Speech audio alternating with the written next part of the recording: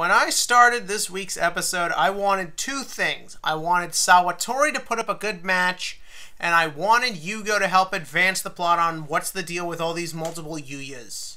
And I got just that. And I'm proud. And I'm happy. And I had a good time with this episode because it's fun. And the main reason it's fun is because it took exactly what you were expecting to happen and made it worth watching. You know that Yugioh can't leave the tournament just yet. Hell, it's in the opening that him and Yugioh are going to clash.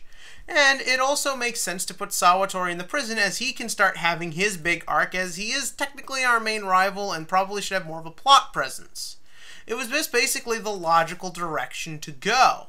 And what was really good about it was that they choose to not just treat this as just plodding along and going forward and just setting other things up, but really put some effort into having fun with this, namely the duel. Now, I'm not going to lie, I really don't like Sawatori using these dark comedians or whatever they're called, I don't remember.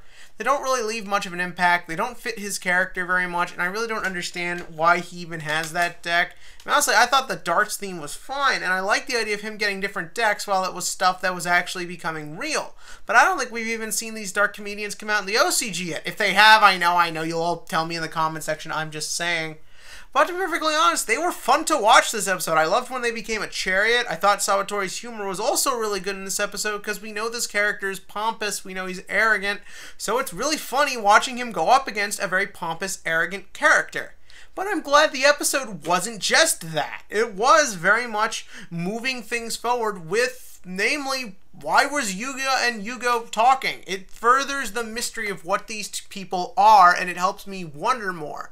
Now, if I were to take a guess, it's probably going to come out they were all one person at some point, and when the dimensions split, they got turned into four people. It might even be that part of the reason Yugioh has the blander personality is because maybe even that character's personality was split into four pieces. You know, the hubris side was Yugioh, the darker, serious side was Yugioh, the eviler side was the Yuri, I think his name is, and Yugioh therefore is like either the lack of confidence or stuff like that, and that's sort of a neat idea.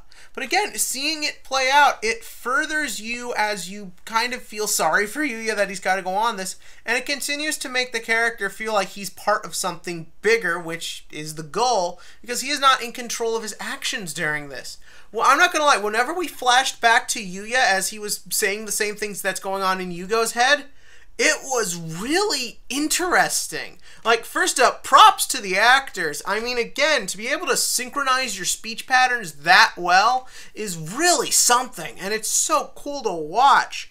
And on top of that, there is a terrifying element to it. It begs the question, is Yugioh one person? Is he even himself? How do all these other ones factor in?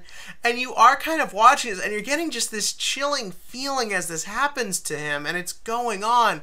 And it's so entertaining to watch. Not only that, I love the fact that the duel was so back and forth, even knowing the obvious conclusion. I mean, literally, Yugioh only won because of an action card. I've seen a lot of hate online towards Sawatori because of A, the way he acts, and B, the fact that I don't even think he really doesn't win at all.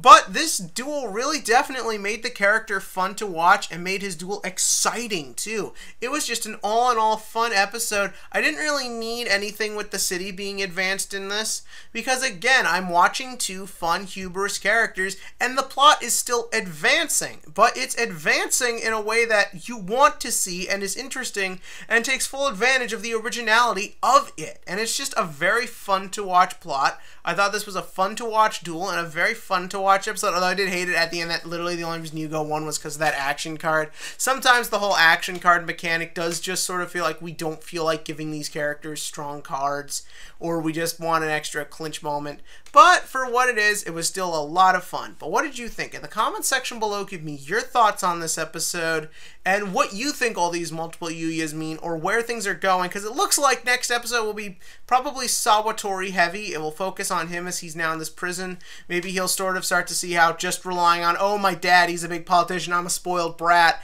that will probably come into play. It looks like we're going to go in a fun direction next week, and I hope you'll all be there with me.